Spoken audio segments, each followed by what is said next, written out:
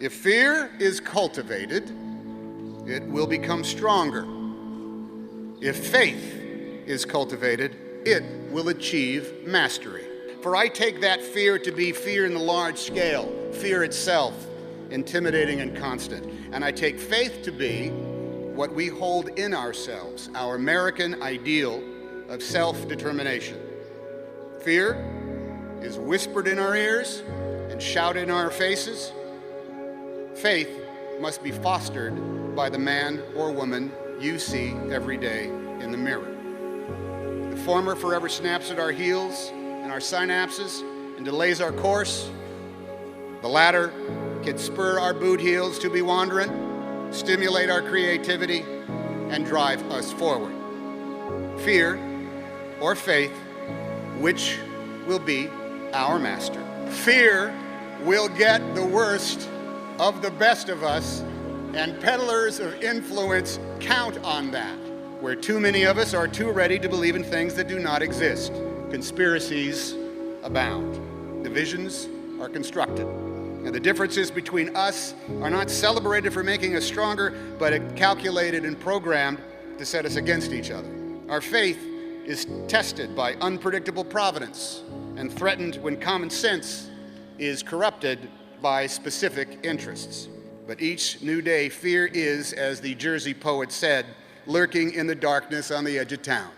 Your daddy might come from privilege. Your daddy might own a company. You might come from privilege. You might have a father that can give you everything your little heart desires. Why? Because I realize that the bigger the dream, and I need you to see who I have up there. Notice when I said beast mode now, I'm not talking about the lion. When I talk about beast mode now, I'm talking about the ant that's very small, but that can probably lift 100 times his weight. I'm saying that some of you in this room, you might not be a lion yet. Some of you in this room, you might be an ant. You might have small beginnings. You might not have a lot of money. You might not have a lot of resources, but there's no excuse. You said, E.T., I'm not that lion. You might be the ant, and the ant has very little, but he's determined. He's strong.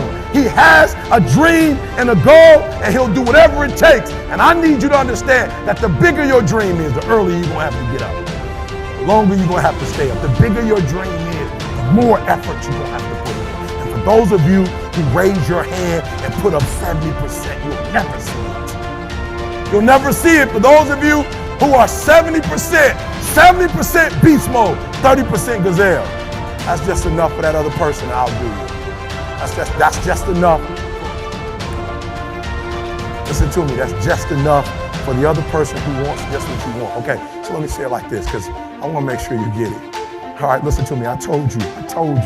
I want you to think about those goals. I want you to taste them. I want you to internalize it. I'm not asking you to tell me what your goals are because I'm interested in hearing everybody. I couldn't possibly do anything with it. Listen, this is what I'm telling you. I'm telling you to dream your dream because I want you to feel it. I want you to taste it. I want you to know how close. I want you, just like when the weather is changing, you can feel it. I want you to be able to feel when you're getting closer to it and closer to it. But more importantly, I want you to know when you dream your dream that there are other people who are dreaming the exact same dream. When you said to yourself, when the ball comes down, this is what I want to accomplish. You're not the only person that wants to accomplish it. And now I ask you this question. What do you do when 1,000 other people want exactly what you want? What do you do when you're not the only one that wants to make $1 million in your company? You're not the only one that wants to be the president. You're not the only one that wants to be the CEO. What if you're not the only one that wants what you want? What if there are thousands of other people who want what you want? You have to outwork them. You got to outgrind them. You got to get up earlier. You got to stay up later. You've got to execute, and you've got to go from 70